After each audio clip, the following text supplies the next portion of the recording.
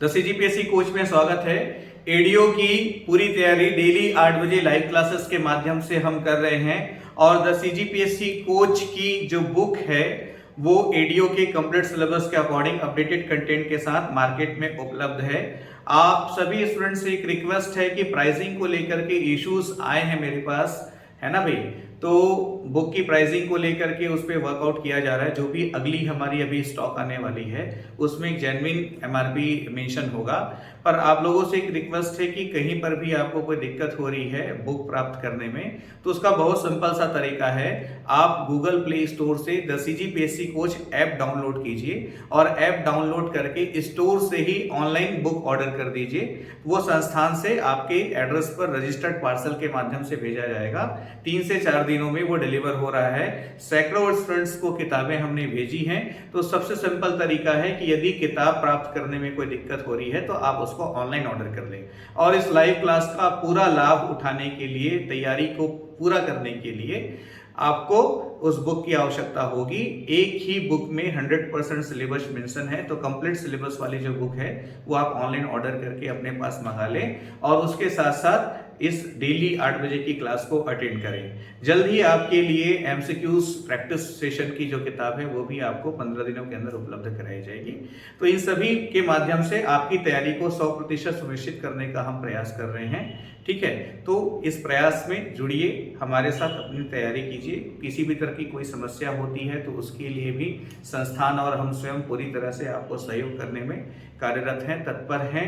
और पिछले कुछ दिनों से स्वास्थ्यगत समस्या के कारण मैं नियमित कक्षाएं नहीं ले पाया हूं, तो उसके लिए very sorry for all of you.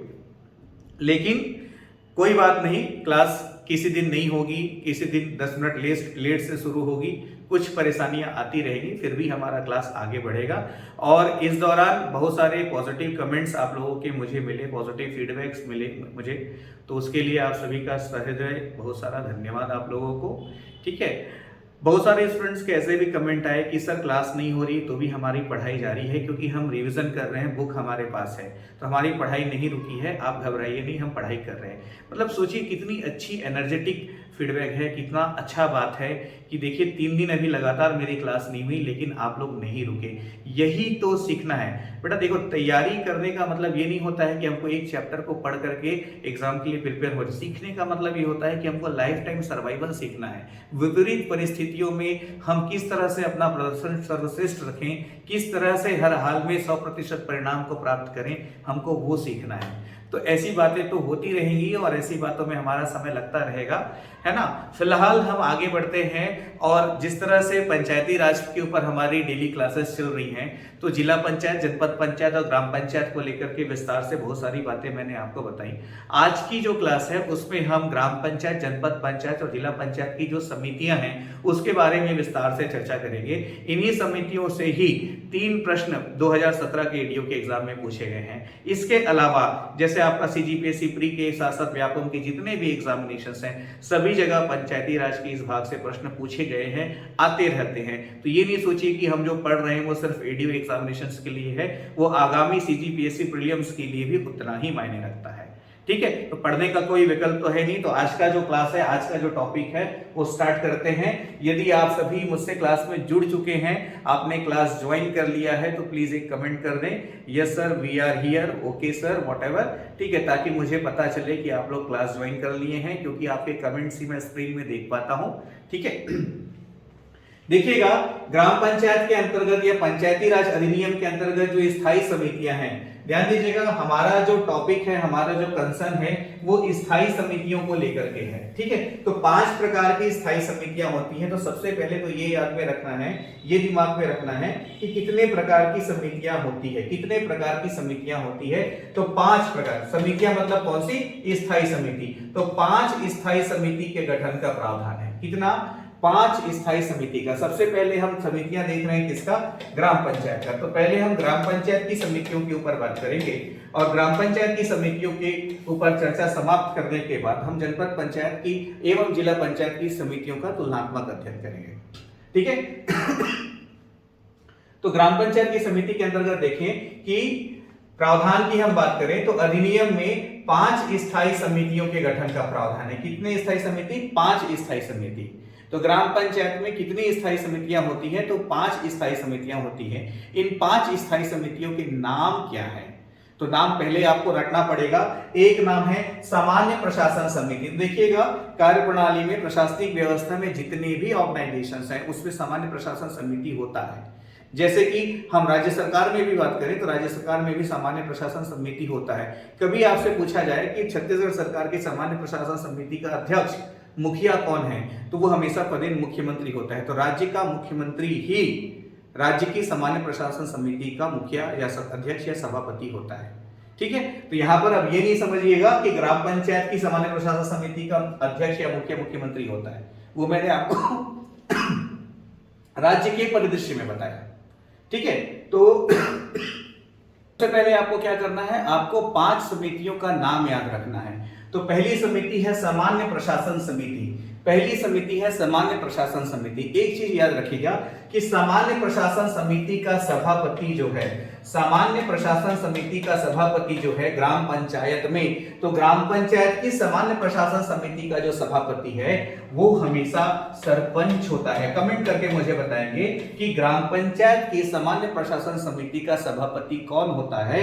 तो वो हमेशा सरपंच होता है, पदेन होता है, सरपंच होता है। मतलब कि ग्राम पंचायत की 5 स्थायी समितियों में से जो सबसे पहली समिति है सामान्य प्रशासन समिति, इसका सभापति या अध्यक्ष जो है वो सरपंच ही होगा। और वैसे ही दूसरी प्रमुख स्थायी समिति है शिक्षा, स्वास्थ्य तथा समाज कल्याण समिति। दूसरी प्रमुख स्थायी समिति का नाम है शिक्षा, स्वास्थ्य तथा समाज कल्याण समिति। इस समिति का जो पदेन सभापति है या अध्यक्ष है ये हमेशा उप सरपंच होता है, ये याद रखना है। ठीक है, तो इन 2 समितियों के सभापति फिक्स हैं। इन 2 समितियों के सभापति जो हैं फिक्स हैं, इनको नहीं बदला जा सकता, पदेन है। मतलब कि सामान्य प्रशासन समिति का सभापति हमेशा सरपंच होगा और शिक्षा, स्वास्थ्य तथा समाज कल्याण समिति का सभापति हमेशा उप सरपंच होगा। 5 स्थायी समितियों में से ये 2 प्रमुख समितियां हैं। तीसरी स्थायी समिति का नाम है निर्माण एवं विकास समिति। चौथी स्थायी समिति का नाम है कृषि, राजस्व एवं वन समिति। और 5वीं स्थायी समिति का नाम है ग्राम गौठान समिति। याद होना चाहिए आपको। ठीक है, तो कमेंट करके मेरे साथ बताएंगे। तीसरी स्थायी समिति का नाम है निर्माण एवं विकास समिति और चौथी स्थायी समिति का नाम है कृषि, राजस्व एवं वन समिति और 5वीं स्थायी समिति का नाम है ग्राम गौठान समिति। तो देखिएगा, प्रारंभिक जो अधिनियम थे, पहले जो पूर्व अधिनियम वगैरह था उसमें 5वीं समिति के रूप में राजस्व समिति हुआ करती थी, ग्राम गौठान समिति नहीं था। तो ग्राम गौठान समिति को छत्तीसगढ़ सरकार द्वारा वर्ष 2021 से 5वीं स्थायी समिति के रूप में शामिल किया गया है। तो सबसे नवीन समिति कौन है? ग्राम गौठान समिति। कौन सी समिति को हाल ही में ग्राम पंचायत में शामिल किया? तो ग्राम गौठान समिति। ठीक है, इसको 2021 में शामिल किया गया है, ये भी याद रखिएगा। ये 5 स्थायी समिति है और इन 3 स्थायी समिति के सभापति कौन होते हैं? ठीक है, इन 3 स्थायी समिति के सभापति कौन होते हैं? तो इन 3 स्थायी समिति के जो सभापति हैं वो सदस्य अपने बीच में से चुनते हैं। इन समितियों के जो सदस्य होते हैं वो अपने बीच में से किसी को सभापति चुनते हैं। जो समिति के सदस्य होते हैं इन तीनों समितियों में, इन समिति के जो सदस्य होंगे वो अपने बीच में से किसी को, इस तीनों समिति में जो समिति के सदस्य हैं वो अपने बीच में से किसी को, सदस्य जो है अपने बीच में से किसी को समिति का सभापति चुनते हैं। इस तरह से आपको पहले प्रिपेयर करना है। समिति के गठन को लेकर के अभी मैं आपको विस्तार से बताने वाला हूं, ध्यान रखिएगा। तो कमेंट करके मुझे आप बताएंगे कि इन 5 स्थायी समिति का नाम आपको क्लियर हुआ कि नहीं। ठीक है, फिर नेक्स्ट पार्ट में हम देखते हैं इन समितियों का गठन कैसे होता है, स्थायी समितियों का गठन कैसे होता है। बहुत ही आवश्यक है, बहुत सरल है, समझने में कोई तकलीफ, कोई परेशानी आपको नहीं होगी और बहुत ज्यादा ऐसा भी नहीं है कि बहुत ज्यादा रटने की आवश्यकता है। सामान्य डिस्कशन से, एक रीडिंग मार लेने से ही चीजें क्लियर हो जाती हैं। एग्जाम में क्वेश्चंस आए हुए हैं पूर्व परीक्षाओं में कि ग्राम पंचायत की स्थायी समितियों के संबंध में क्या सही है, क्या सही नहीं है, उनका गठन वगैरह कैसे होता है। तो कई प्रकार से प्रत्यक्ष अप्रत्यक्ष प्रश्न पूछे गए हैं। मेरे नियमित क्लासेस में, मेरी रेगुलर क्लासेस में एक बहुत बड़ा बेनिफिट है, पूर्व भी जितनी भी क्लासेस हुई हैं यूट्यूब पर मेरी, वो एडीओ 2022 के नाम से एक प्लेलिस्ट बना हुआ है। तो उस प्लेलिस्ट में मैंने जितनी भी पहली क्लासेस ली हैं वो सब उसमें रिकॉर्डेड अपलोड है। आप मेरी किसी भी क्लास को उठा करके देखिए, आपको एक चीज बहुत अच्छी लगेगी कि कॉन्सेप्ट शुरू से लेकर लास्ट तक इंक्लूड होता है। और जिस टॉपिक को मैंने एक बार पढ़ा लिया, उस टॉपिक से किसी भी प्रकार का प्रश्न आए आपसे बनेगा, इस बात की बिल्कुल गारंटी है। कम से कम एक रिवीजन की आवश्यकता होती है, उससे ज्यादा नहीं। तो उसी परिप्रेक्ष्य में, उसी परिदृश्य में हम देखते हैं स्थायी समितियों के गठन के अंतर्गत ग्राम पंचायत की 5 स्थायी समितियां होंगी। इन 5 स्थायी समितियों के नाम मैंने आपको बता दिए। इनका गठन कैसे होता है ये देखेंगे। तो गठन को लेकर के क्या क्या बातें हमको मालूम होनी चाहिए। पहले तो देखिएगा, स्थायी समितियों के सदस्य ग्राम पंचायत के निर्वाचित पंच होते हैं। तो स्थायी समितियों का सदस्य कौन हो सकता है? तो ग्राम पंचायत के निर्वाचित पंच ही होंगे। अभी हम ग्राम पंचायत की समितियों पे चर्चा कर रहे हैं, ठीक है। तो ग्राम पंचायत की स्थायी समितियों के सदस्य कौन हो सकते हैं? तो ग्राम पंचायत के निर्वाचित पंच ही हो सकते हैं। उसके अलावा हम देखें कि ग्राम पंचायत की विशेष बैठक में स्थायी समितियों के सदस्यों का चुनाव किया जाता है। मतलब कि सामान्य बैठक में समितियों का गठन नहीं होता, ग्राम सभा की बैठक में समितियों का गठन नहीं होता, तो किसमें होता है? तो ग्राम पंचायत की विशेष बैठक। अब शब्द को पकड़ना है आपको। तो समितियों का गठन किसमें होता है? तो ग्राम पंचायत की विशेष बैठक में निर्वाचित पंचों को सदस्य के रूप में, समिति के सदस्य के रूप में चुना जाता है। ग्राम पंचायत की विशेष बैठक में निर्वाचित पंचों को समिति के सदस्य के रूप में चुना जाता है। और किसी भी समिति में 4 से अधिक सदस्य नहीं होते हैं। तो प्रत्येक स्थायी समिति में कितने सदस्य होते हैं? तो 4 सदस्य होते हैं। प्रत्येक स्थायी समिति में कितने सदस्य होते हैं? तो 4 सदस्य होते हैं। ठीक है, कमेंट करके मुझे बताएंगे कि प्रत्येक स्थायी समिति में कितने सदस्य होते हैं। 4 सदस्य होते हैं। और कोई भी पंच 2 या 2 से अधिक समिति का सदस्य नहीं हो सकता, ये समझिएगा। कोई भी जो निर्वाचित पंच है वो 2 से अधिक समिति का सदस्य नहीं हो सकता। कोई भी पंच 2 से अधिक समिति का सदस्य नहीं हो सकता। मतलब कुल 5 समितियां हैं। कितनी? कुल 5 की स्थायी समिति है। तो 5 में से किन्हीं 2 में ही वो बतौर सदस्य हो सकता है। 2 से अधिक समिति का सदस्य कोई भी निर्वाचित पंच नहीं हो सकता। ये स्टेटमेंट सत्य है, याद रखिएगा। और समिति का कार्यकाल पंचायत के कार्यकाल के बराबर होता है। मतलब जब भी ग्राम पंचायत का गठन होता है, तो प्रोसेसर क्या है समझिएगा। ग्राम पंचायत का गठन कैसे होता है? तो चुनाव का परिणाम का प्रकाशन होता है। उसके बाद ग्राम सचिव द्वारा प्रथम बैठक बुलाई जाती है। प्रथम बैठक में शपथ ग्रहण होता है और उप सरपंच को अप्रत्यक्ष रूप से चुना जाता है निर्वाचित पंचों के बीच से। और उसी दिन से पंचायत का कार्यकाल प्रारंभ हो जाता है। ये सारी चीजें मैंने आपको पहले बताई है। होता क्या है, प्रथम बैठक जैसे ही पूरा होता है, समझिएगा बात को, प्रथम बैठक जैसे ही पूरा होता है उसके बाद जो मुख्य कार्यपालन अधिकारी है, ध्यान दीजिएगा मेरी तरफ, ठीक है। जैसे ही ग्राम पंचायत का प्रथम बैठक समाप्त होता है उसके बाद जो मुख्य कार्यपालन अधिकारी है, कहां का? जनपद पंचायत का, ठीक है। जनपद पंचायत का जो मुख्य कार्यपालन अधिकारी है वह ग्राम सचिव को, किसको? ग्राम सचिव को, जो ग्राम पंचायत सचिव है, तो ग्राम सचिव को जनपद पंचायत का जो मुख्य कार्यपालन अधिकारी है वो निर्देश देता है। क्या करता है? निर्देश देता है। किस बारे में निर्देश देता है? कि ग्राम पंचायत का गठन हो चुका है, अब ग्राम पंचायत की 5 स्थायी समितियों का गठन किया जाए। कौन निर्देश दिया? जनपद पंचायत का जो मुख्य कार्यपालन अधिकारी है ये निर्देश देता है। किसको निर्देश देता है? ग्राम सचिव को निर्देश देता है। कब निर्देश देता है? ग्राम पंचायत की पहली बैठक पूरी होने के बाद, ठीक है। और उसके बाद ग्राम सचिव क्या करता है? ग्राम सचिव 30 दिन के अंदर, समझिएगा बात को, ग्राम सचिव निर्देश प्राप्त होने के 30 दिन के अंदर, तो ग्राम सचिव निर्देश प्राप्त होने के 30 दिन के अंदर ग्राम पंचायत की विशेष बैठक बुलाता है। निर्देश प्राप्त होने के 30 दिन के अंदर ग्राम पंचायत की विशेष बैठक बुलाता है और उस विशेष बैठक में 5 स्थायी समितियों का गठन किया जाता है। तो अब देखेंगे कि सामान्य प्रशासन समिति में सभापति तो सरपंच ही हो गया, शिक्षा समाज कल्याण समिति में सभापति उप सरपंच हो गया। तो इन दोनों समिति में 3-3 लोगों को और चुना जाएगा और बाकी जो 3 समिति है उन 3 समिति में 4-4 सदस्यों को और चुना जाएगा विशेष बैठक में। इस तरह से पहले तो सदस्यों के माध्यम से समिति का गठन होगा, फिर पहले 2 समिति के सभापति फिक्स है, बाकी 3 समिति के जो सभापति हैं उनको उन सदस्यों के बीच में से चुना जाएगा। इस तरह से 5 स्थायी समिति का गठन होगा, ठीक है। तो पंचायत की समिति की जो होती है, जो 5 स्थायी समिति होती है, इनका कार्यकाल कभी आपसे पूछा जाए तो इनका कार्यकाल तब तक होता है जब तक पंचायत का कार्यकाल होता है। ठीक है, तो पंचायत का कार्यकाल 5 वर्ष का है, तो इनका भी कार्यकाल 5 वर्ष का रहता है। ठीक है, तो स्थायी समितियों का कार्यकाल कब तक रहता है? एक बार गठन होने के बाद, जब तक उस ग्राम पंचायत का अस्तित्व है तब तक उस 5 स्थायी समिति का अस्तित्व बना रहेगा। ठीक है, ये बात मैंने आपको पहले ही बता दी कि सरपंच सामान्य प्रशासन समिति का सभापति पदेन होता है और उप सरपंच शिक्षा स्वास्थ्य तथा समाज कल्याण समिति का सभापति पदेन होता है। ठीक है, बाकी ये शेष है ना, ध्यान दीजिएगा, शेष तीनों समिति के सभापति उपस्थित पंच अपने बीच में से सभापति का चुनाव करते हैं।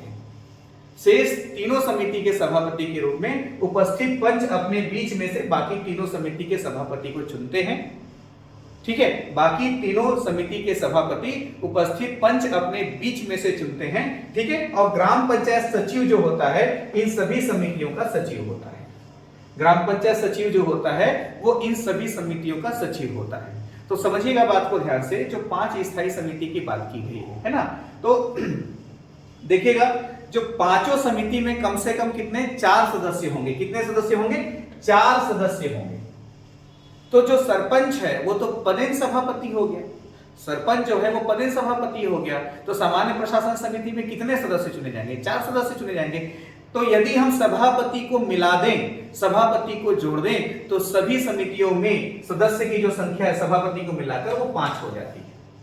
बात को ध्यान से समझिएगा, प्रत्येक समिति में 4 सदस्य होंगे। तो समिति का जिस दिन गठन होगा ना, उस दिन पहले सदस्यों को चुना जाएगा और 2 समिति के सभापति फिक्स है। बाकी 3 समिति के सदस्यों को चुनने के बाद उस समिति का सभापति भी चुना जाएगा। तो सभापति किसको? उपस्थित पंच अपने बीच में से सभापति का चुनाव करेंगे। ये नहीं बोला कि समिति का सदस्य अपने बीच में से सभापति चुनेंगे। बात को ध्यान से समझिएगा, ये नहीं कहा गया है कि समिति के सदस्य अपने बीच में से सभापति चुनेंगे। ये कहा गया है कि उपस्थित पंच अपने बीच में से सभापति का चुनाव करेंगे। मतलब जो 3 समिति है उसमें 4 सदस्य और 1 सभापति, इतने लोगों को चुना जाएगा। ठीक, इस तरह से कॉन्सेप्ट आपका क्लियर होना चाहिए, इसको ध्यान से समझिएगा, चीजें बहुत महत्वपूर्ण हैं। ठीक, एक चीज और ध्यान दीजिएगा, पिछली क्लासेस में जो भी पिछली क्लास मैंने आपकी ली है उसमें एक गलती हमने करी है, उसको सुधार लेते हैं। ठीक है, गलती हुई कोई बात नहीं, उसको सुधार लेते हैं, क्योंकि पूर्व में जो प्रावधान थे उसके मुताबिक फ्लो में मैंने आपको पढ़ा दिया था, पर वो कॉन्सेप्ट मैंने आपको गलत बताया। कहां पर? तो कहां पर? इसको आप लोग बुक में ध्यान दीजिएगा, आपकी जो किताब है, आपकी जो बुक है उसमें सही लिखा हुआ है। ठीक है, किताब में बिल्कुल सही बताया गया है, किताब में सही है ना। हमने क्लास में उस चीज को बताने में गलती की है। कहां पर? तो जनपद पंचायत और जिला पंचायत, जनपद पंचायत और जिला पंचायत में हमने अविश्वास प्रस्ताव आपको पढ़ाया। जनपद पंचायत और जिला पंचायत में हमने आपको अविश्वास प्रस्ताव आपको पढ़ाया है। ठीक है, ध्यान दीजिएगा, अविश्वास प्रस्ताव।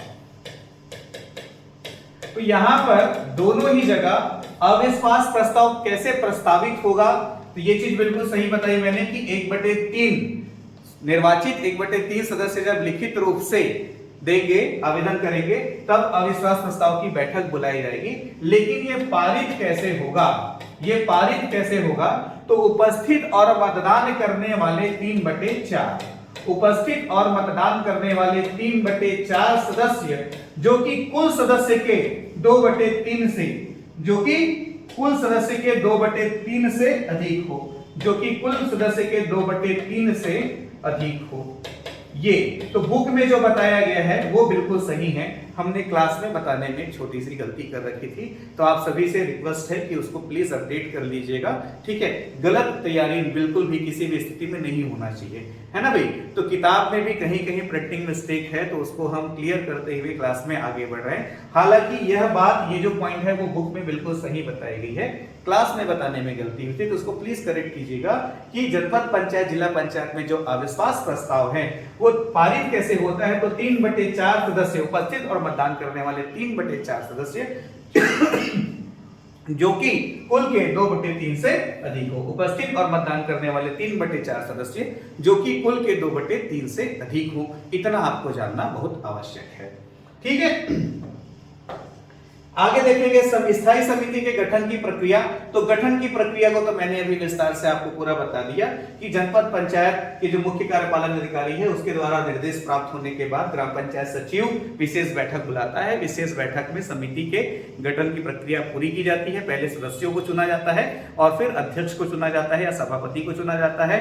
तो पहले 2 समिति के सभापति फिक्स है, बाकी 3 समिति के सभापति निर्वाचित पंचों के बीच में से चुना जाता है। इस तरह से एक समिति में 4 सदस्य, एक सभापति, कुल 5 लोग हो जाते हैं। 4 सदस्य, एक सभापति, कुल 5 लोग एक समिति में हो जाते हैं। इन चीजों को ध्यान में रखिएगा, कॉन्सेप्ट बिल्कुल क्लियर होना चाहिए। यदि आप क्लास में मेरे साथ बने हुए हैं, समझ में आपको आ रहा है, कॉन्सेप्ट क्लियर है, चीजें क्लियर है, तो कमेंट करके बताएं।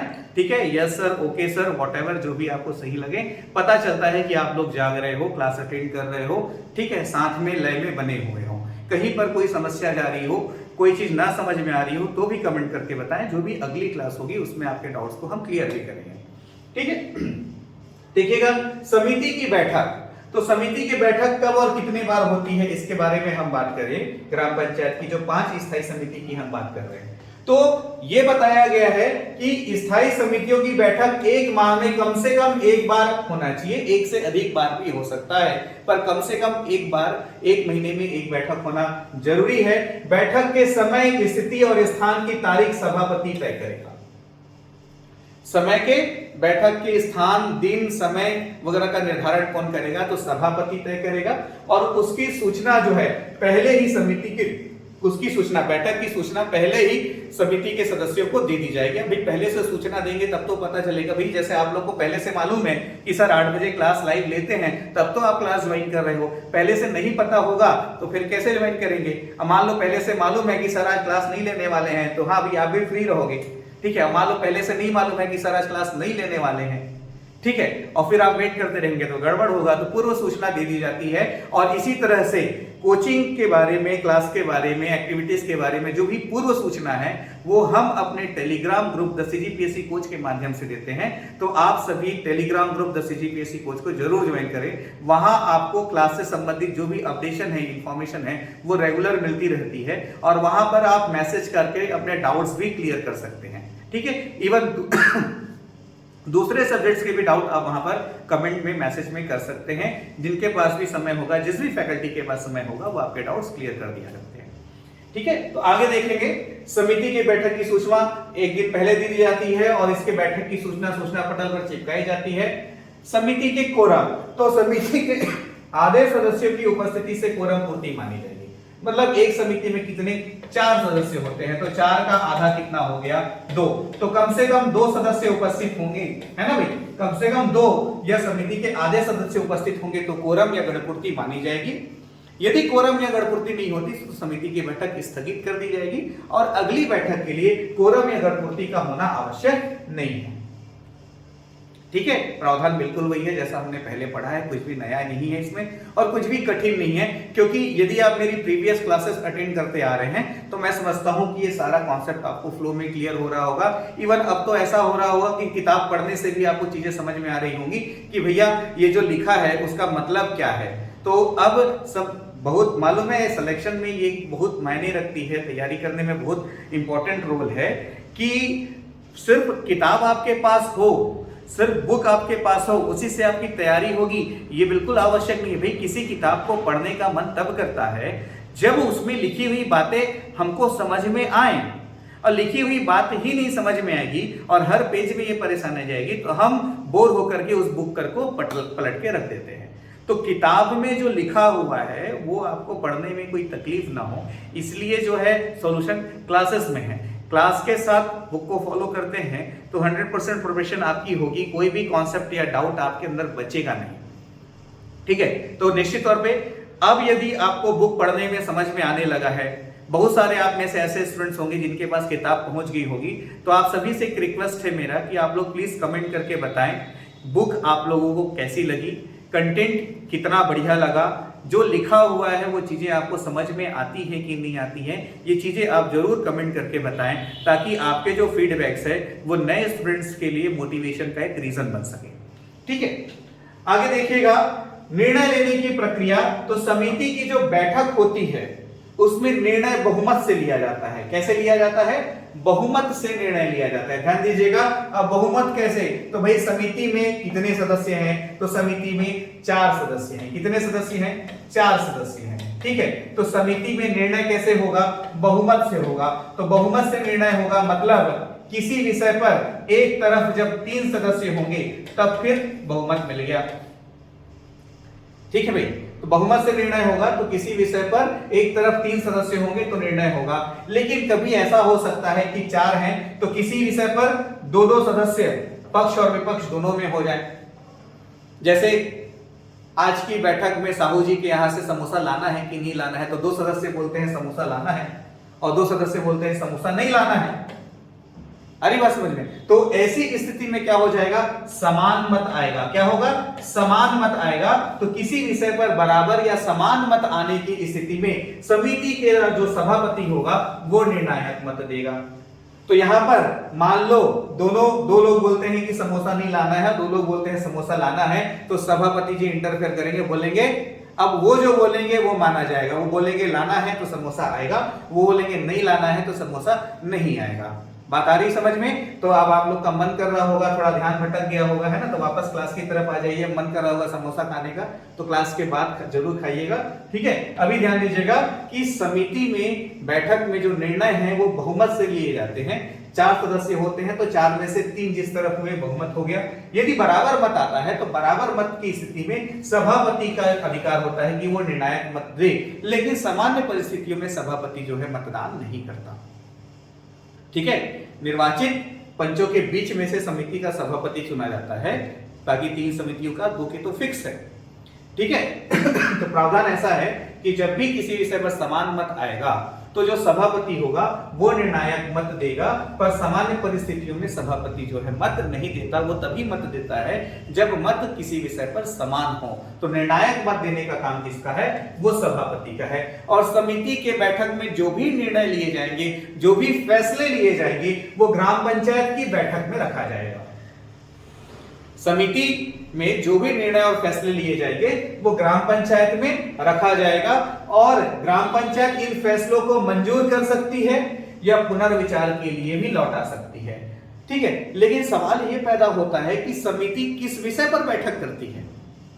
भाई समिति क्यों बैठक करती है, किस विषय पर बैठक करती है? तो समिति को जो भी विषय ग्राम पंचायत द्वारा दिए जाते हैं, ध्यान में रखिएगा, समिति को जो भी विषय ग्राम पंचायत द्वारा दिए जाते हैं उन विषयों पर समिति अपनी बैठक रखती है और अपनी बैठक का जो निर्णय है वो ग्राम पंचायत की बैठक में वापस रखती है। तो समिति किस विषय पर बैठक करेगी, किस विषय पर अपना निर्णय देगी, उन विषयों का निर्धारण कौन करता है? तो उन विषयों का निर्धारण ग्राम पंचायत द्वारा किया जाता है। ठीक है, उम्मीद कर रहा हूं चीजें आपको समझ में आ रही होंगी, कॉन्सेप्ट क्लियर होगा। अब देखिएगा साथ साथ ग्राम पंचायत की स्थायी समिति के कार्य। तो 5 स्थायी समिति हैं। इन 5 समितियों के जो कार्य हैं वो विभाजित हैं। तो यहां पर थोड़ा सा आपको ये मेहनत करना है कि हर समिति के कार्य को सेपरेट तैयार करना है कि सामान्य प्रशासन समिति का कार्य क्या क्या है, शिक्षा स्वास्थ्य एवं समाज कल्याण समिति का कार्य क्या क्या है। इस तरह से आपको सेपरेट तैयार करना है इसको। तो आइए देखते हैं सामान्य प्रशासन समिति के कार्य क्या क्या हैं। तो सामान्य प्रशासन समिति का कार्य क्या क्या है देखिएगा। सामान्य प्रशासन समिति का कार्य स्थापना एवं सेवाएं, पहला इसका प्रमुख कार्य क्या है? स्थापना एवं सेवाएं, निर्माण का अनुमोदन, बजट, कराधान, लेखा एवं वित्तीय विषय और खाद्य एवं नागरिक आपूर्ति। ये 4 जो हैं सामान्य प्रशासन समिति के कार्य हैं। कौन कौन से? स्थापना एवं सेवाएं, निर्माण का अनुमोदन, बजट, कराधान, लेखा एवं वित्तीय व्यवस्था और वित्त एवं खाद्य एवं नागरिक आपूर्ति। खाद्य एवं नागरिक आपूर्ति, ये 4 जो कार्य हैं वो सामान्य प्रशासन समिति के हैं और वैसे जितने भी प्रमुख कार्य हैं वो सामान्य प्रशासन समिति के हैं। वैसे ही निर्माण तथा विकास समिति के जो कार्य हैं, तो निर्माण एवं विकास समिति का कार्य क्या क्या है? योजना प्रबंधन एवं कार्यान्वयन, भाई निर्माण कैसे होगा? योजना से। तो योजना प्रबंधन तथा कार्यान्वयन, निर्माण कार्यों का पर्यवेक्षण, निर्माण का अनुमोदन तो सामान्य प्रशासन समिति करेगी, पर पर्यवेक्षण कौन करेगा? तो निर्माण तथा विकास समिति करेगी।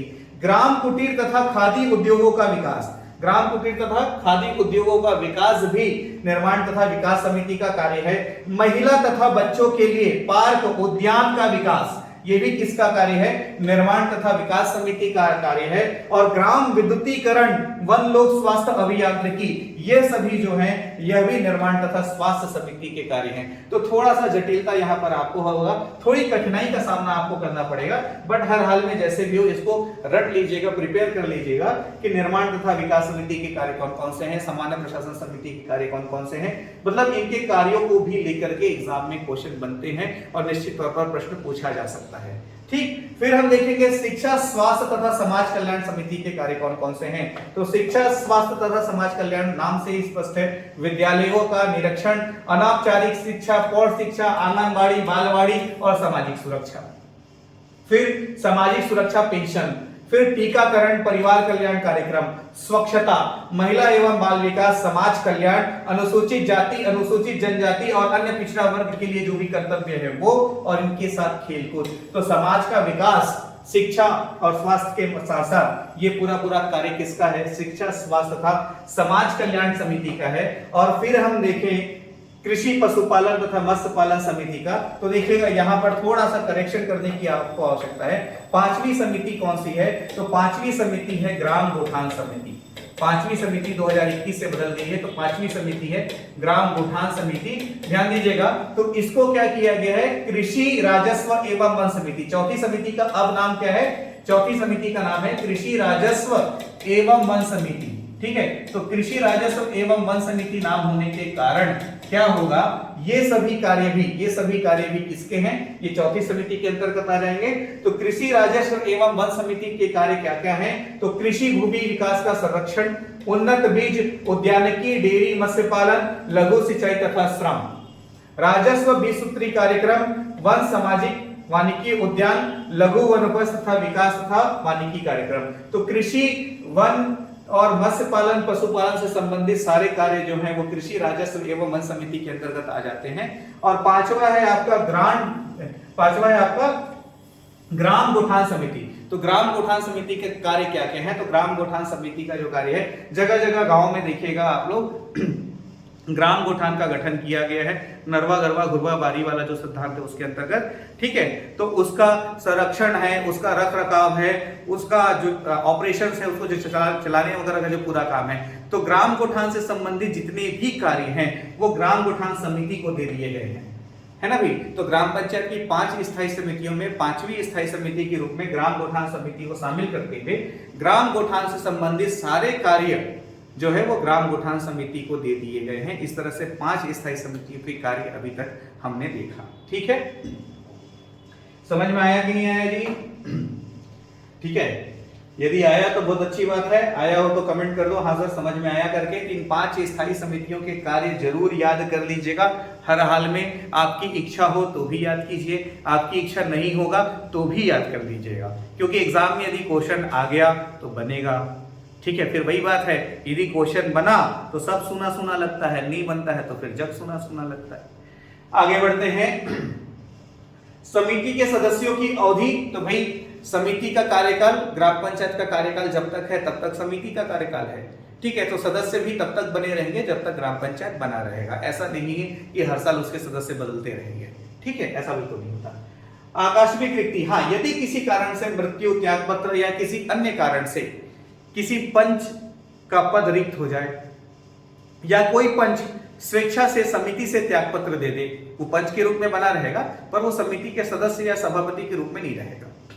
ऐसी स्थिति में क्या होता है? तो ऐसी स्थिति में आकस्मिक रिक्ति उत्पन्न होती है, पद खाली हो जाता है। तो क्या किया जाता है? तो फिर विशेष बैठक वगैरह के माध्यम से उस पद पर किसी दूसरे पंच को या उस सदस्य की जगह किसी दूसरे पंच सदस्य को चुन लिया जाता है। और कुछ नहीं, बहुत आसान है। ठीक है, समिति के सचिव तो ग्राम पंचायत का जो सचिव होता है वो समिति का पदेन सचिव होता है, इसमें कोई नई बात नहीं है। सम्मेलन की बात हम पहले कर चुके हैं, और कार्य कौन करेगा, तो समिति किस विषय पर बैठक करेगी, तो समिति के बैठक की विषय जो भी ग्राम पंचायत उसको विषय सौंपेगा उस विषय पर समिति अपना बैठक करेगी, बैठक करके अपना निर्णय ग्राम पंचायत में रखेगी, है ना। यदि दो से अधिक समिति के बीच कोई विवाद हो जाए, ध्यान रखिएगा, यदि किसी विषय पर दो समिति का टकराव हो जाए या किसी विषय को लेकर के दो या दो से अधिक समिति के बीच कोई विवाद हो जाए या विपरीत स्थिति उत्पन्न हो जाए, तो ऐसी परिस्थिति में निर्णय जो है वो ग्राम पंचायत की बैठक में लिया जाता है। ऐसी परिस्थिति में निर्णय ग्राम पंचायत की बैठक में लिया जाता है। इस तरह से चीजों को ध्यान में रखना है आपको। ठीक है, यही सब बताया गया है। समिति का सभापति, तो सभापति पहले दो समिति के फिक्स हैं और बाकी 3 समिति के सभापति निर्वाचित पंचों के बीच में से चुना जाता है। तो जो भी सम्मेलन होता है उस सम्मेलन का अध्यक्षता कौन करता है, समिति का सभापति करता है। ठीक है, तो जो 5 स्थायी समिति हैं, तो उन समिति का जब भी बैठक होगा तो समिति के बैठक या सम्मेलन की अध्यक्षता किसके द्वारा की जाती है, सरपंच द्वारा की जाती है। और यदि सरपंच अनुपस्थित है तो उप सरपंच द्वारा सम्मेलन के सभापति का काम पूरा किया जाएगा। तो समिति के सम्मेलन की अध्यक्षता कौन करता है या समिति के सम्मेलन के सभापति कौन के रूप में कौन कार्य करता है, तो सरपंच करता है। सरपंच की अनुपस्थिति में उप सरपंच करता है। इस तरह से आपको चीजों को याद रखना है। ठीक है, तो अब लेकिन यहाँ पर जैसे जो 3 अन्य समिति हैं जिसके सभापति सरपंच नहीं है, तो उनके जो सभापति हैं वही उस सम्मेलन की अध्यक्षता करेंगे। ये जरूर ध्यान में रखना ना। ठीक है, तो अब सामान्य प्रशासन समिति या शिक्षा एवं स्वास्थ्य समिति, ये दोनों के सभापति तो फिक्स हैं, बाकी 3 के जो सभापति हैं निर्वाचित पंचों के बीच में से चुना जाता है। ठीक, गणपूर्ति की हम बात करें तो इसके ऊपर हम पहले बात कर चुके हैं। आधे सदस्य गणपूर्ति में आते हैं, मतलब 4 सदस्य है तो 4 में से 2 रहेंगे, तो समिति की गणपूर्ति या कोरम पूर्ति मानी जाएगी। बहुमत द्वारा प्रश्नों का विनिश्चय, तो इसके बारे में मैंने आपको बता दिया, जो भी निर्णय होगा वो बहुमत द्वारा लिया जाएगा। समान मत आने की स्थिति में समिति का जो सभापति है वो निर्णायक मत देगा। ठीक, आगे हम देखिए कार्यवित्त वगैरह, ये वाला कॉन्सेप्ट तो क्लियर है, इसमें कोई समझने वाली बात नहीं है, कोई दिक्कत वाली बात नहीं है। फिर भी कहीं कोई परेशानी हो तो कमेंट करके मैसेज करके जरूर बताइएगा। जो भी आपके डाउट्स होते हैं आप YouTube के वीडियो में डायरेक्ट कमेंट कर सकते हो, या उससे भी बेहतर होगा कि टेलीग्राम ग्रुप में अपना डाउट आप मैसेज करें। The CGPSC coach Telegram group जरूर ज्वाइन कर लें। और अपनी क्लास में स्टार्टिंग में ही मैंने बताया, यदि आपको द CGPSC कोच की जो एडियो वाली बुक है, जिस बुक से हम पूरी तैयारी आप लोग की करा रहे हैं, यदि इस बुक को प्राप्त करने में किसी भी तरह की कठिनाई का सामना करना पड़ रहा हो या अत्यधिक कीमत पर यह किताब उपलब्ध हो, तो उस स्थिति में आप गूगल प्ले स्टोर से the CGPSC coach app download करें और स्टोर से ऑनलाइन ऑर्डर कर दें। 3 से 4 दिनों में जो बुक है वो आपके एड्रेस पर डिलीवर हो जाएगा। वो सबसे सरल तरीका है, क्योंकि प्राइसिंग को लेकर के बहुत सारे इश्यूज और कंप्लेन हमारे पास आए हैं। इसमें संस्था की कोई गलती नहीं है, इतने अधिक दामों पे हमने उपलब्ध नहीं कराया, ये है कि MRP की प्रिंटिंग वो गलत हुई है। तो जो अगली स्टॉक आ रही है, जो अगला बुक हमारा आ रहा है, उसमें इस गलती को सुधार दिया जाएगा, ताकि हमारे किसी भी छात्र छात्रा को अत्यधिक राशि नहीं अदा करनी पड़े।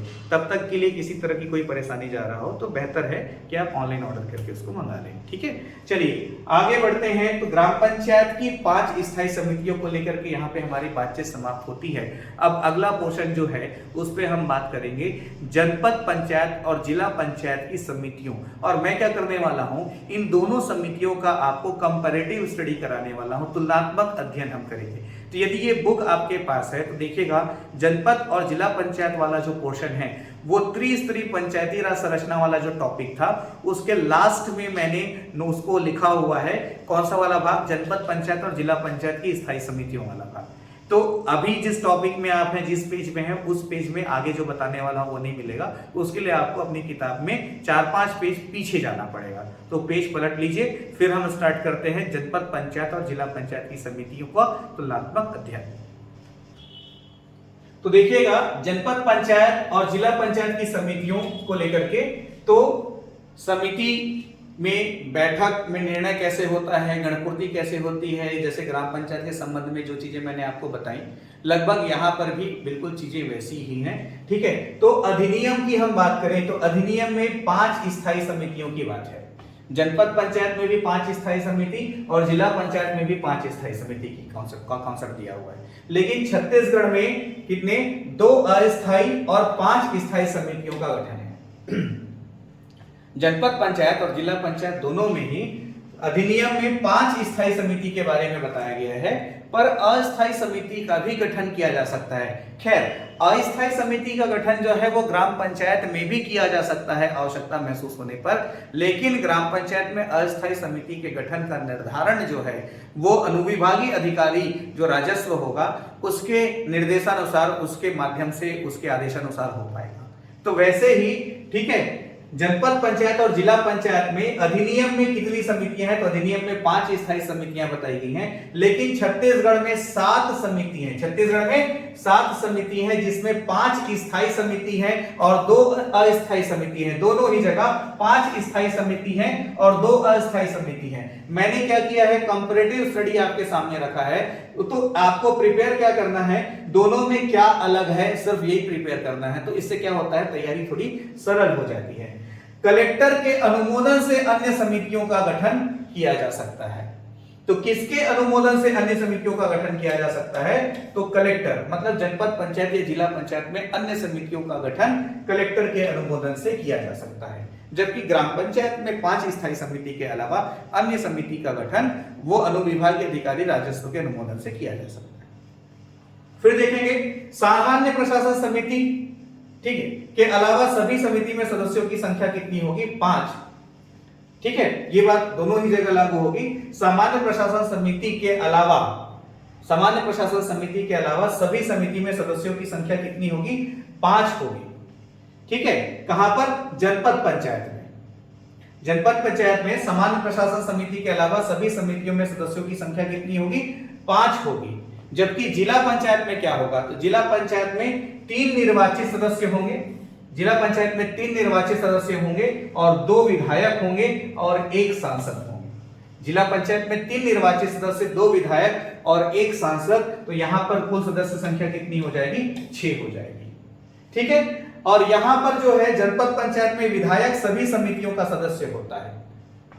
विधायक जनपद पंचायत में जो विधानसभा सदस्य है या जो क्षेत्रीय विधायक है, जनपद पंचायत में जो विधानसभा सदस्य है या जो क्षेत्रीय विधायक है, वो जनपद पंचायत की सभी समितियों का सदस्य होता है। जो क्षेत्रीय विधायक है या विधानसभा सदस्य है वो जनपद पंचायत की सभी समितियों, ध्यान रखिएगा, सभी समितियों का सदस्य होता है। जबकि जिला पंचायत में विधायक किन्हीं 2 समितियों का सदस्य हो सकता है। जिला पंचायत में भी 7 समितियां हैं, 5 स्थायी और 2 अस्थायी। ठीक है, तो विधायक जो है जिला पंचायत में किन्हीं 2 समिति का सदस्य हो सकता है, जबकि जनपद पंचायत में वो सभी समितियों का सदस्य होगा। बारीक सा अंतर है दोनों स्टेटमेंट में, इस अंतर को ही आपको पकड़ने का प्रयास करना है। फिर देखेंगे जो एक समिति में अधिकतम 2 विधायक हो सकते हैं, यह भी प्रावधान है। विधायक अधिकतम 2 समिति का सदस्य हो सकता है और किसी एक समिति में अधिकतम 2 विधायक हो सकते हैं, ये पहले ही मैंने आपको बता दिया। ठीक है, और सांसद अपनी पसंद से किन्हीं 2 समिति का सदस्य हो सकता है। तो सांसद खुद बताएगा कि वो कौन सी समिति का सदस्य रहना चाहता है। ठीक है, सांसद अपनी पसंद से किन्हीं 2 समिति का सदस्य हो सकता है। तो यहां पे ये ध्यान दीजिएगा कि जनपद पंचायत में संसद सदस्य या सांसद जो है वह समिति का सदस्य नहीं होता। सांसद जो है जनपद पंचायत में समिति का सदस्य नहीं होता, जबकि जिला पंचायत में सांसद जो है समिति का सदस्य होता है। तो वह अपनी मर्जी से किन्हीं 2 समिति का सदस्य रह सकता है, सांसद जो है। जबकि विधायक अधिकतम 2 समिति का सदस्य होगा और एक समिति में 2 से अधिक विधायक नहीं हो सकते। जबकि जनपद पंचायत में जो विधायक है वो जनपद पंचायत की सभी समितियों का सदस्य होगा। ठीक, इस तरह से चीजों को आपको ध्यान में रखना है। फिर देखेंगे एक व्यक्ति एक समय में अधिकतम 3 समिति का सदस्य हो सकता है। जनपद पंचायत के संदर्भ में देखिएगा, एक व्यक्ति जो है एक समय में अधिकतम 3 समिति का सदस्य हो सकता है। एक व्यक्ति एक समय में अधिकतम 3 समिति का सदस्य हो सकता है और प्रत्येक समिति में, ध्यान दीजिएगा, प्रत्येक समिति में एक महिला और अनुसूचित जाति जनजाति का एक व्यक्ति होना शामिल है। आ रही बात समझ में? तो एक व्यक्ति एक समय में अधिकतम 3 समिति का सदस्य हो सकता है। कितना? अधिकतम 3 समिति का सदस्य हो सकता है एक व्यक्ति, और हर समिति में कम से कम एक महिला और प्लस एक अनुसूचित जाति जनजाति का व्यक्ति होना आवश्यक है हर समिति में। ठीक है, ये बात जो है दोनों ही जगह लागू होता है। कहां पर? जनपद पंचायत में भी लागू होता है और जिला पंचायत में भी लागू होता है। और सम्मेलन की हम बात करें तो प्रत्येक माह में एक बार, बिल्कुल जैसे ग्राम पंचायत में नियम है वैसे ही माह में एक बार, प्रत्येक माह में एक बार समिति का सम्मेलन होना आवश्यक है। समिति के सम्मेलन में निर्णय बहुमत से लिए जाते हैं। गणपूर्ति क्या है? तो यहां पे भी गणपूर्ति 1/2 या आधे सदस्य या 50% है। ठीक है, दोनों ही जगह गणपूर्ति 1/2 आधे सदस्य या 50% है। सम्मेलन में निर्णय बहुमत से लिए जाते हैं। ठीक है, निर्णायक मत सभापति देता है समिति का। अरे बात समझ में? और दोनों ही जगह सामान्य प्रशासन समिति का जो अध्यक्ष है या सभापति है वो कौन होता है? तो अध्यक्ष ही होता है। जैसे ग्राम पंचायत में मैंने आपको बताया कि सरपंच सामान्य प्रशासन समिति का पदेन अध्यक्ष होता है, वैसे ही जो जनपद पंचायत जिला पंचायत अध्यक्ष है, ध्यान रखिएगा, जनपद पंचायत जिला पंचायत अध्यक्ष जो है वो दोनों ही जगह सामान्य प्रशासन समिति का पदेन सभापति होगा। बात को थोड़ा सा ध्यान से समझिएगा। ठीक है, क्या है? अध्यक्ष अध्यक्ष सभापति सुनकर दिमाग कंफ्यूज हो जाता है। जनपद पंचायत अध्यक्ष, ठीक है, और जिला पंचायत अध्यक्ष, दोनों ये दोनों अध्यक्ष जो हैं सामान्य प्रशासन समिति के, ये दोनों अध्यक्ष जो हैं सामान्य प्रशासन समिति के पदेन सभापति होंगे। जिला पंचायत अध्यक्ष और जनपद पंचायत अध्यक्ष ये दोनों सामान्य प्रशासन समिति के पदेन सभापति होंगे। जिला पंचायत अध्यक्ष और जनपद पंचायत अध्यक्ष ये दोनों सामान्य प्रशासन समिति के पदेन सभापति होंगे। और जो उपाध्यक्ष है वो शिक्षा स्वास्थ्य एवं समाज कल्याण समिति जो है, शिक्षा स्वास्थ्य एवं समाज कल्याण समिति जो है, जैसे ग्राम पंचायत में उप सरपंच होता था तो इसका जो है पदेन सभापति होगा, है ना। यदि मेरी बात आपको समझ में आ रही हो तो प्लीज कमेंट करके बताएं हाँ सर समझ में आ गया करके। ठीक है, तो जनपद पंचायत और जिला पंचायत दोनों ही का जो अध्यक्ष है वो दोनों ही जगह के सामान्य प्रशासन समिति के सभापति पदेन होते हैं, और दोनों ही जगह जो उपाध्यक्ष है वो शिक्षा एवं स्वास्थ्य कल्याण समाज कल्याण समिति के सभापति होते हैं। तो इन दोनों समिति के सभापति फिक्स हैं, बिल्कुल वैसे ही जैसे ग्राम पंचायत में पहले 2 समितियों के सभापति फिक्स हैं। ठीक है, सदस्य अपने बीच में से सभापति का निर्वाचन करते हैं। देखिएगा यहाँ पर इसमें थोड़ा सा अंतर है ग्राम पंचायत, जनपद पंचायत, जिला पंचायत में। तो 2 समिति का सभापति तो फिक्स है, बाकी जो 3 और समिति हैं या 5 और समिति बोल दिया जाए, क्योंकि टोटल 7 समिति हैं, 5 स्थायी और 2 अस्थायी।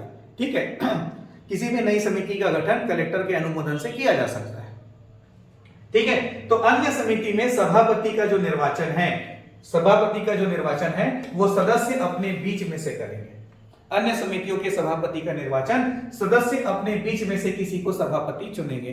क्या है, यहाँ पर सदस्यों की संख्या ज्यादा रहती है तो अपने बीच में से किसी को सभापति चुनते बन जाएगा।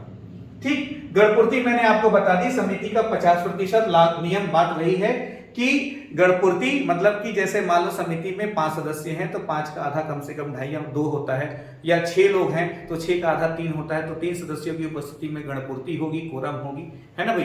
गणपूर्ति पूरी होने पर बैठक आयोजित होगी। यदि गणपूर्ति नहीं होती है तो बैठक को स्थगित कर दिया जाएगा और अगली स्थगित बैठक के लिए गणपूर्ति का होना आवश्यक नहीं है। ठीक है, जनपद पंचायत जिला पंचायत समितियां जो है किस विषयों को लेकर बैठक करती है, तो इनको भी जनपद पंचायत जिला पंचायत द्वारा जो विषय दिए जाते हैं बिल्कुल ग्राम पंचायत की तरह, तो जो विषय दिए जाते हैं उन्हीं विषयों पर ये अपनी बैठक रखती है। इनका सम्मेलन प्रत्येक माह एक बार होता है, और जो भी निर्णय अपनी बैठक में लेते हैं उस निर्णय को जनपद पंचायत जिला पंचायत की सामान्य बैठक में रखा जाता है, और वहां पर उनकी बैठक को स्वीकार भी किया जा सकता है या फिर पुनर्विचार के लिए भेजा जा सकता है।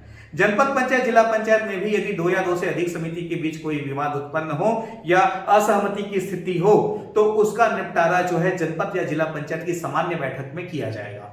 ठीक है, तो प्रावधान बिल्कुल सेम है, कंपैरेटिव स्टडी आप कर सकते हैं। त्याग पत्र की हम बात करें तो सामान्य प्रशासन व शिक्षा एवं समाज कल्याण समिति जो है, इन दोनों समिति के सभापति जो है वो त्यागपत्र नहीं दे सकते, क्योंकि इनके सभापति फिक्स है, पदेन है।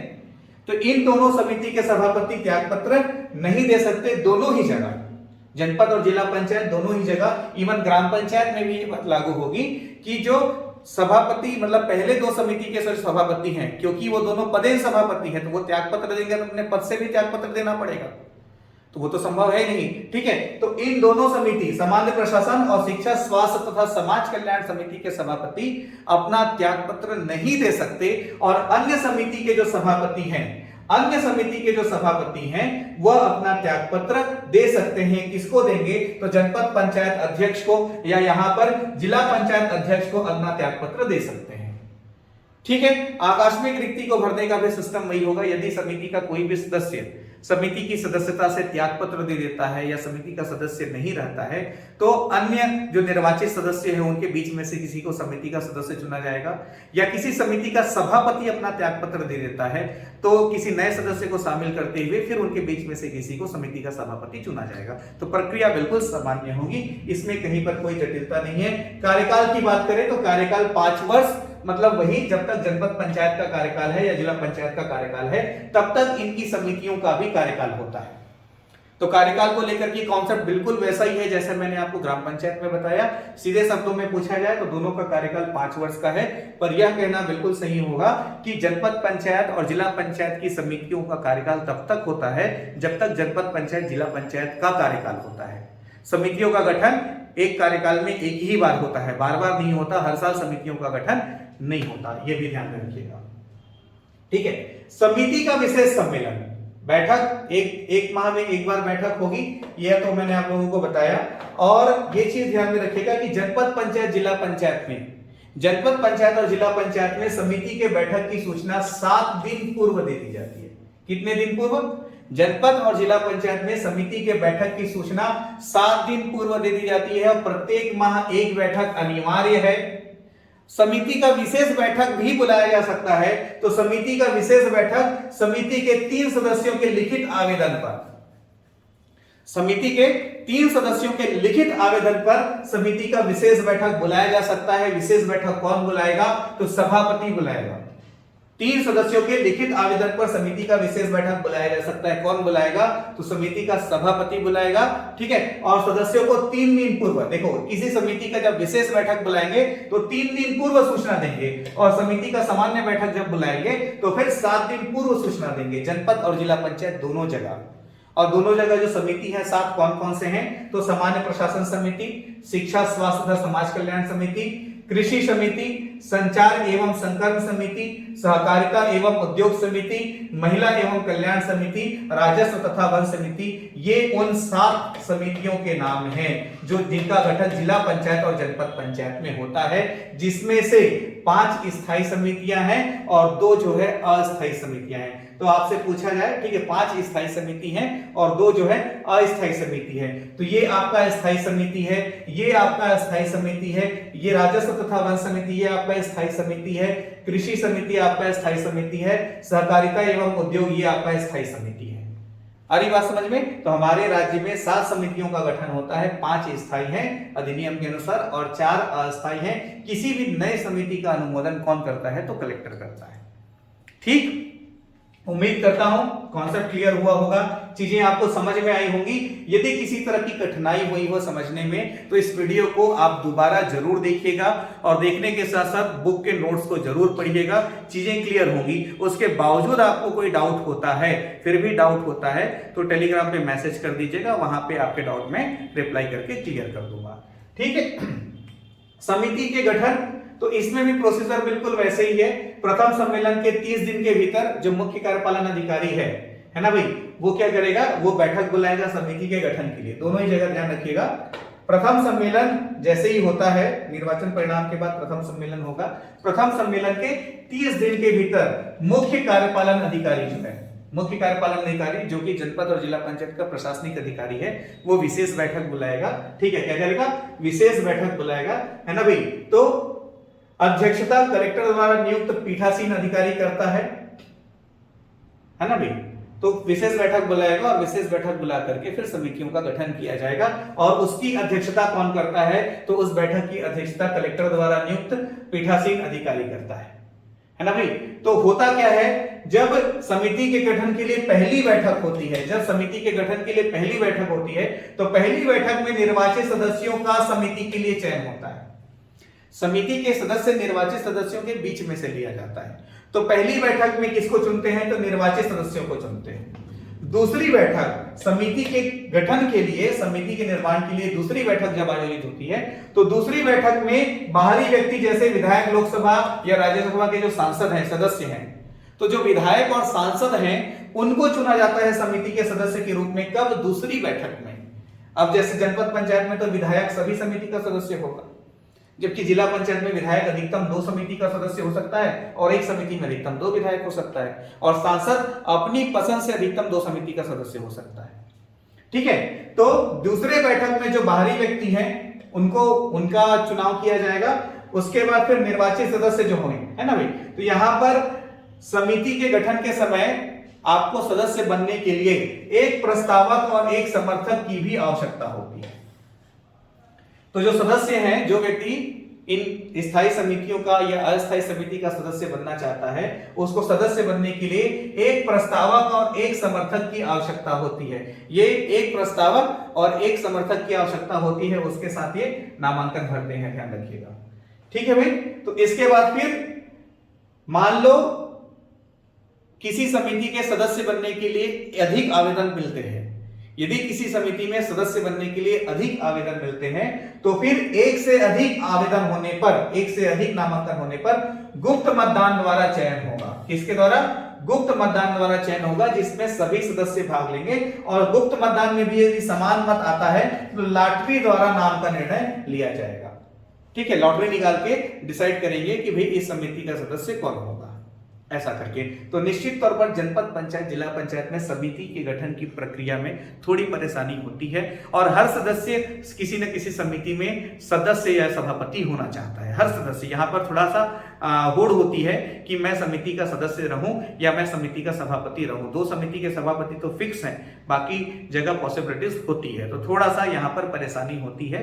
लेकिन जो भी है, निश्चित प्रक्रियाओं के तहत समिति का गठन होता है। 5 स्थायी और 2 अस्थायी समिति। तो उम्मीद करता हूं ग्राम पंचायत, जनपद पंचायत और जिला पंचायत की समितियों को लेकर के जो भी मैं आपको बताना चाह रहा था वो मैं बता पाया।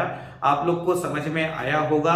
यदि समझ में आया तो जरूर कमेंट करके आप बताएं, हाँ सर क्लियर है, समझ में आया करके। फिर हम आगे बढ़ते हैं, और पिछले टॉपिक में से 1-2 चीजें रह गई थी, वो भी मैं आपको अभी बता देता हूं। और इसी के साथ हमारा त्रिस्तरीय पंचायती राज संरचना समाप्त होगा, और ग्राम पंचायत, जनपद, जिला पंचायत की स्थायी समितियों वाला भी पोर्शन समाप्त हो जाएगा। ठीक है, तो ये पिछली क्लासेस में बताना रह गया था।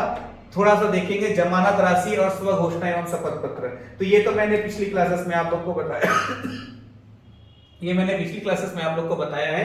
ठीक है, जमानत राशि देखें तो पंच पद के लिए, ध्यान दीजिएगा, पंच पद के लिए जमानत राशि 50 रुपए है। पंच पद के लिए जमानत राशि 50 रुपए है। लेकिन यदि व्यक्ति आरक्षित वर्ग का हो, मतलब महिला हो, एसटी या एससी या ओबीसी हो, तो उसके लिए जमानत राशि 25 रुपए है, जस्ट था। वैसे ही सरपंच पद के लिए जमानत राशि 1000 रुपए है, पर आरक्षित वर्ग का होने से 500 रुपए है। जनपद पंचायत सदस्य के लिए जमानत राशि 2000 रुपए है, पर आरक्षित वर्ग का होने से 1000 रुपए है। और जिला पंचायत सदस्य के लिए जमानत राशि 4000 रुपए है, आरक्षित पद का होने से 2000 रुपए है। वैसे ही देखें, स्व घोषणा पत्र की बात करें तो यहां पर पंच एवं सरपंच, ध्यान दीजिएगा, पंच को स्व घोषणा पत्र की आवश्यकता नहीं है। पंच को स्व घोषणा पत्र की आवश्यकता नहीं है, सरपंच को स्व घोषणा पत्र आवश्यक है। पंच को स्व घोषणा पत्र की आवश्यकता नहीं है, सरपंच को स्व घोषणा पत्र आवश्यक है। जनपद पंचायत और जिला पंचायत सदस्य को भी स्व घोषणा पत्र नहीं लगता।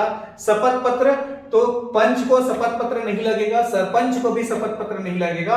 जनपद पंचायत सदस्य और जिला पंचायत सदस्य को शपथ पत्र की आवश्यकता होती है। तो ये बात मैंने पहले भी पिछली क्लासेस में आप लोग को बताई थी, तो एक बार रिवीजन कर लिया हमने।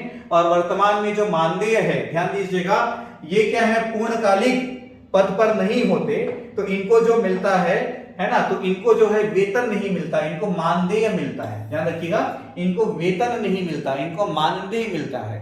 तो पंच को 500 रुपए मासिक, सरपंच को 4000 रुपए मासिक, उप सरपंच को 2000 रुपए मासिक, ये मानदेय है। वैसे ही जनपद पंचायत सदस्य को 5000 रुपए मासिक, जनपद पंचायत अध्यक्ष को 10,000 रुपए मासिक और जनपद पंचायत उपाध्यक्ष को 6,000 रुपए मासिक, जिला पंचायत सदस्य को 10,000 रुपए मासिक, जिला पंचायत अध्यक्ष को 25,000 रुपए मासिक और जिला पंचायत उपाध्यक्ष को 15,000 रुपए मासिक। हाल ही में कुछ दिनों पहले राज्य सरकार ने इनको इंक्रीमेंट दिया है, इनके मानदेय में वृद्धि की है। तो जो वृद्धि हुई मानदेय है वही मैंने अभी आपको बताया है, कंटेंट अपडेटेड है, ये चीजें आपके बुक में नोट्स में भी इंक्लूडेड हैं। अब चूंकि ये अब इसमें समझाने जैसा तो कुछ है नहीं, सैलरी है, न्यूमेरिक डिजिट है, तो इसको आपको रटना पड़ेगा, प्रिपेयर करना पड़ेगा, जरूर इसको याद कर लीजिएगा, हर हाल में छोड़ना नहीं है, ठीक है। और क्लास के साथ साथ रिवीजन करते जाइए। ग्राम पंचायत के पंचों को बैठक भत्ता 500 रुपए प्रति बैठक दिया जाता है, ये भी ध्यान रखिएगा। जो ग्राम पंचायत है तो उनके जो पंच होते हैं तो उनको बैठक भत्ता दिया जाता है और प्रति बैठक 500 रुपए दिया जाता है, बैठक भत्ता प्रति बैठक 500 रुपए दिया जाता है और 500 रुपए बैठक भत्ते के रूप में उपलब्ध कराया जाता है। आ रही बात समझ में? तो इसी के साथ जनपद पंचायत, जिला पंचायत की स्थायी समितियों के साथ साथ मानदेय और शपथ पत्र, स्वघोषणा पत्र वाला काम हमने आज पूरा किया है। यहाँ तक का हमने पढ़ लिया, डिस्कस कर लिया। उम्मीद करता हूँ चीजें आपको समझ में आई होंगी, ठीक है। पिछले कुछ दिनों स्वास्थ्य सही नहीं था तो इसलिए लगातार 3 दिन आप लोग की क्लास नहीं हो पाई, कोई बात नहीं, फिर भी हम आगे बढ़ेंगे, धीरे धीरे इसी पर आगे बढ़ेंगे, ठीक है। कल संडे है तो कल शाम को 8 बजे भी हमारी क्लास नहीं होगी। अगली क्लास हमारी होगी मंडे को 8 बजे लाइव, मंडे को 8 बजे लाइव हमारी अगली क्लास होगी। तो लगातार क्लास में बने रहें। और अगली क्लास का जो हमारा टॉपिक होगा, तो अगली क्लास में हम पढ़ने वाले हैं ग्राम पंचायत के कार्यदायित्व, शक्तियां एवं धारा, ग्राम पंचायत के कार्यदायित्व, शक्तियां एवं धारा, और उसके साथ साथ हम ग्राम सभा के ऊपर भी डिस्कस करेंगे। अभी तक हमने ग्राम सभा के बारे में कोई बातचीत नहीं की है, ठीक है। तो जो मंडे की अगली 8 बजे की क्लास होगी वो बहुत इंपॉर्टेंट है, किसी भी कंडीशन में 8 बजे की लाइव क्लास को नहीं मिस करना है आप लोगों को। और किताब जरूर अपने पास मंगा लीजिए, यदि किसी तरह से कठिनाई हो रही हो या किताब अत्यधिक दामों में आपको उपलब्ध हो तो उसका सिंपल सा सॉल्यूशन है, आप the CGPSC coach app download कर लीजिए प्ले स्टोर से और स्टोर में जाकर के उसको ऑनलाइन ऑर्डर कर लीजिए। मैं नहीं चाहता कि वो अत्यधिक दामों में आपको मिले। Wish you all the best, thank you very much. Monday को 8 बजे आप सभी से फिर मुलाकात होगी।